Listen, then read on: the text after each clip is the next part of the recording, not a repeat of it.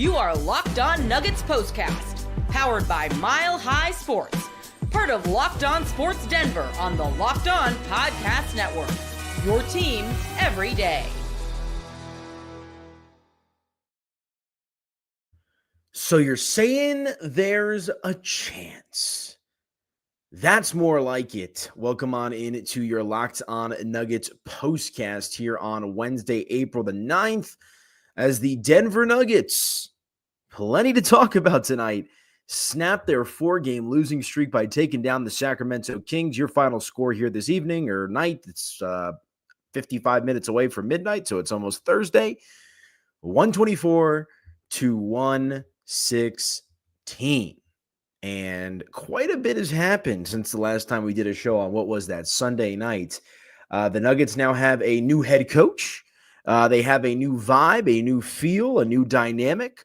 And we got our first glimpse of what the David Adelman era might look like, the Post Malone era might look like here. 2 games remaining left in the regular season, the playoffs coming up, and Denver tonight turns in a pretty splendid performance, all things considered. I was very curious as to how the Denver Nuggets would come out and perform tonight, how they would play, what their energy would be like, the body language, this and that. I was a little concerned that they might roll over. I really was. I mean, that's the way they looked, like a dead team walking. I talked about it on the radio at Denver Sports 104.3 The Fan today. I talked about it yesterday for 8 hours. And, they looked like a team, being in the building as much as I have this season. I mean, the vibe has just been totally off with this Denver Nuggets team compared to at least last year and certainly the year prior when they won the NBA championship. And tonight felt like a breath of fresh air. It felt like a bit of the Undertaker meme, if you've ever seen that going around on social media, if you're a WWE fan, when he kind of comes out of the coffin, right, eyes wide open, and, back in the fight, back in the ring. That's what it felt like tonight for the Denver Nuggets as they get their 124-116 victory. I'll save my big picture thoughts on the Malone firing for the second half of the show. I will focus on the game here tonight. So if you're watching live on YouTube, appreciate y'all as always. Go ahead and drop a like and a comment and subscribe as well. Let me know how you're feeling out there, Nuggets Nation, as Denver gets the 124-116 dub over the Sacramento Kings. Denver now 48-32 on the year. Sacramento falls to 39-41 on the season. And, this was a complete game across the board from the Denver Nuggets. And, David Adelman, the son of a former coach, guy who's been around the block in the NBA, was under Michael Malone for quite some time as an assistant. He gets to step up to the plate here for the remainder of this season, however long that may be, to try to prove himself. And Adelman's a guy that, has interviewed for head coaching vacancies, or at least last offseason. I believe he had at least one interview in the offseason prior, being the season after they won the championship. So Adelman, look, he's in the running, I guess you could say. He could end up being the next head coach of the Denver Nuggets. Now, I'm not going to go crazy after one game, but, just the fact that he's interviewed across the league, as a respected guy, like I said, son of a coach, he's a very highly intelligent basketball mind. And, if you're going to have to fire a coach, not even in the middle of the season, but at the end of the season, you feel pretty confident in having a guy like David Adelman running the show, stepping in there and doing his thing. And we'll get into some of his adjustments here in just a moment. But tonight, as I said, a pretty complete effort minus Jamal Murray, who was out with the injury. Jalen Pickett in the starting lineup tonight. You love to see that if you're a regular listener to the show.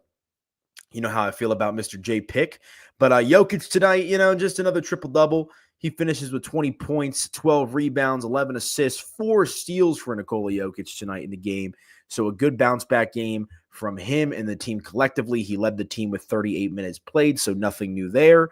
Although we did see Adelman give DeAndre Jordan a little bit of a longer leash. I felt like in the non-Jokic minutes, he checked back in right around the 8-minute mark here tonight. And, that's definitely interesting. That's one of the minor adjustments that we saw from David Adelman here tonight. Aaron Gordon with a nice game, 21 points, 5 assists, 3 rebounds as well for AG in his 35 minutes. He was 9 of 16 from the field. And say it with me. Michael Porter Jr., welcome back, my friend. 21 points for Michael Porter Jr., 5 rebounds, 2 assists, but most importantly, not 1, not 2, not 3, but 4 3-point shots made for Michael Porter Jr. here this evening. This is the version of Michael Porter Jr. that if they want to go on a run in the playoffs, they're going to need 50% from three, 5 to 6 rebounds a game, 18 to 25 points a game with the ability to pop off when needed. That is what you're looking for. If Michael Porter Jr. can give you this stat line on a consistent basis, you're going to feel pretty good about your chances. That's been the big thing. Jokic aside, Murray's injuries aside, Gordon, Malone, Russ, all of that stuff aside, Michael Porter Jr. needs to step up and be more consistent for this Denver Nuggets team, and he was good tonight as well. Christian Brown, 25 points, 3 of 5 from 3. 4 rebounds, couple of assists for CB, added a block as well, and the man himself. Why don't we play the little liner here? Time to reveal where the game was won or lost. It's the turning point. Jalen Pickett with 31 minutes played tonight. 18 points, plus 12, 5 of 7 from 3. You saw him heat up 3 succession at one point there for Jalen Pickett. That is what I'm talking about, man. And the reason that I say Jalen Pickett for last is Russell Westbrook only played 17 minutes tonight. Only 17 minutes for Russell Westbrook. And let me check my notes here. That is the first time, or not the first time rather, but, Russ has been a pretty consistent rotation guy, throughout the course of the season. I had this written down. From Adam Mares over at DNVR. This is the first game since December the 5th that Russell Westbrook has played fewer than 20 minutes. So that, to me, outside of the mojo boost, outside of the energy boost, that to me is the big takeaway from the game here tonight, is that is a decision that Michael Malone did not make. And I like Michael Malone. I feel bad for Michael Malone. I do. But the fact that, you saw Westbrook going out there, as I said in the last show, the agent of chaos, as Josh Dover likes to call him, he plays at one speed, and that speed is red line. And you saw a couple of instances tonight where he's just zipping up and down the court, throwing way too hard of passes, just playing extremely aggressive. And instead of just taking the good with the bad and riding through it, more bad than good, David Adelman says, I've seen enough. And, essentially doubles up Jalen Pickett's minutes tonight with 31 and Russell Westbrook only 17. And frankly, it was a 17-minute effort from Russell Westbrook tonight. 0 of 4 from 3, 5 points, a -4 in the box plus minus, 4 rebounds, 4 assists, a steal.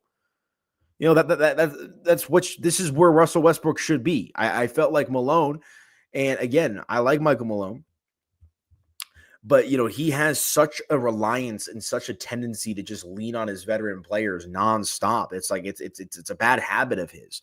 And Jalen Pickett can play, man. And I heard Matt Moore and Ryan Blackburn talking about this either this morning or maybe it was last night. I mean, this week is just kind of blurred together with the news that came out. But Matt talked about how Jalen Pickett was essentially in the doghouse with Michael Malone, and Jalen Pickett, partially through injuries, but also through work ethic, was able to kind of crawl himself out of that doghouse a little bit, get some minutes, get some exposure. Adelman clearly saw that and recognized it. I mean, he's in the building, right, as an assistant coach, and you saw him trust Jalen Pickett tonight. And he was rewarded with the 31 minutes, 18 points, plus 12. What else is there to say about that? I mean, just give the kid a chance. Let the kid play. And I saw this from Katie Wingy. Let's pull up this quote from Jalen Pickett after the game. New career high for Jalen Pickett with the 18 points. You'll love to see that. And they get their first win under David Adelman. The quote from Jalen Pickett is, sometimes in life, tough things happen and you need your brothers there to pick you up. 100%. And Nikola Jokic talked about it in his post-game press conference as well. Like maybe this woke up the beast a little bit.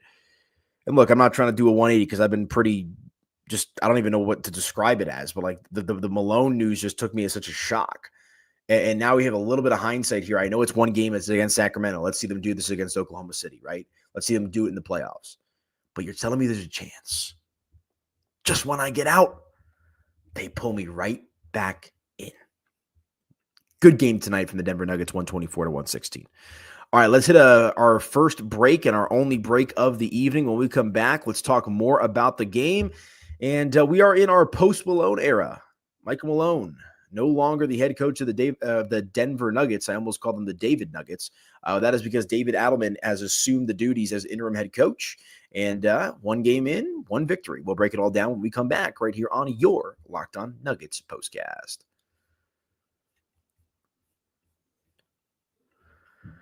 All right, you guys, real quick, let me tell you about our friends over at Betterhelp. This show is sponsored by Betterhelp. Taking care of your mental health is just as important as taking care of your physical health. But traditional in-person therapy can be expensive, often ranging from $100 to $250 per session. That's where Betterhelp comes in. With online therapy, you get quality care at a price that makes sense, saving you time and money. Therapy isn't just for life's toughest moments. It can help you with everyday stress, learning how to set boundaries, or developing positive coping skills. Having access to support when you need it can make a big difference. Your well-being is worth it. Visit betterhelp.com/lockedonnba to get 10% off your first month. That's BetterHelp, HELP.com/lockedonnba. And let me also tell you about our friends over at Robinhood. And if you've been paying attention to the stock markets, it is the definition of a roller coaster ride. With Robinhood Gold, you can now enjoy the VIP treatment, receiving a 3% IRA match on retirement contributions. The privileges of the very privileged are no longer exclusive. With Robinhood Gold, your annual IRA contributions are boosted by 3%. Plus, you also get 4% APY on your cash in non-retirement accounts. That's over 8 times the national savings average. The perks of the high net worth are now available for any net worth. The new gold standard is here with Robinhood Gold. To receive your 3% boost on annual IRA contributions, sign up at robinhood.com/gold. Investing involves risk, rate subject to change. 3% match requires Robinhood Gold at $5 a month for 1 year from first match. Must keep funds in IRA for 5 years. Go to robinhood.com/boost. Over 8 times the national average savings account interest rate claim is based on data from the FDIC as of November 18, 2024. Robinhood Financial LLC, member SIPC. Gold membership is offered by Robinhood Gold LLC.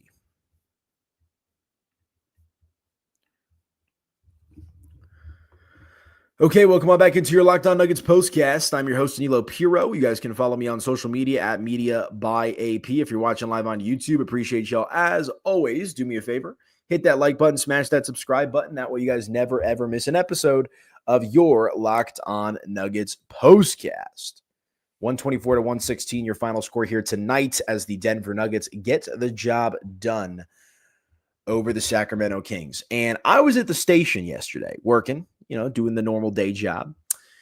And I'm sitting in the production room, talking to the producers, talking to the different radio hosts, just, shooting the bleep, right? Having a good time. And I get a text in our little group chat with the writers and the social team. Breaking. Nuggets fire Michael Malone. And I'm like, huh?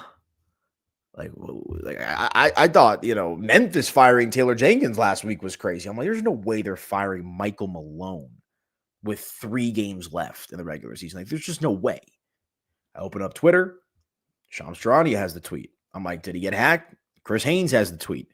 And very quickly, this all starts to set in that Denver has, and Calvin Booth as well, but that to me was a foregone conclusion. If you're a regular listener to the show, you know how I feel about Calvin.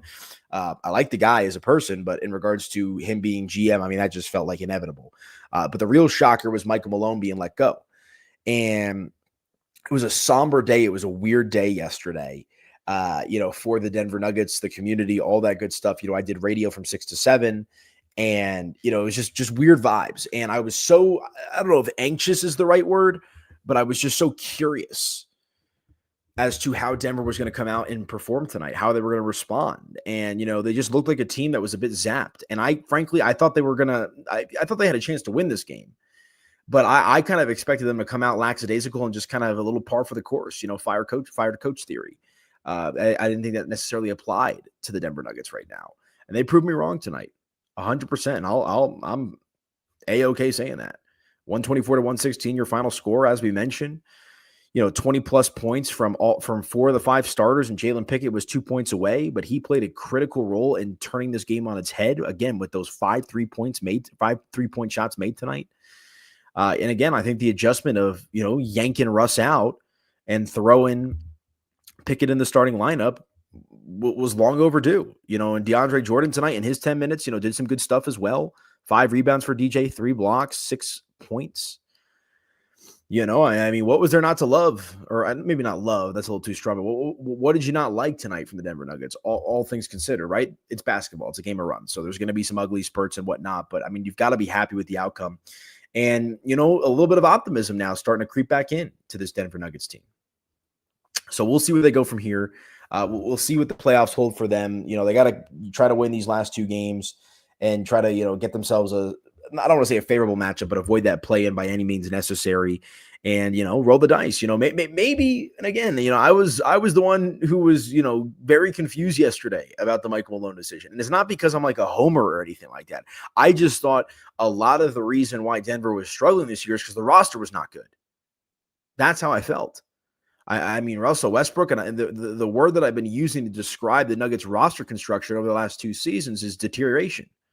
They have been deteriorating before our eyes the last 2 years from when they won the championship. And now, again, it's one game. Is this, that one big breath of fresh air, and then things go back to reality and we see the flaws continue to set back in with this roster? Maybe. But for tonight, it's a win.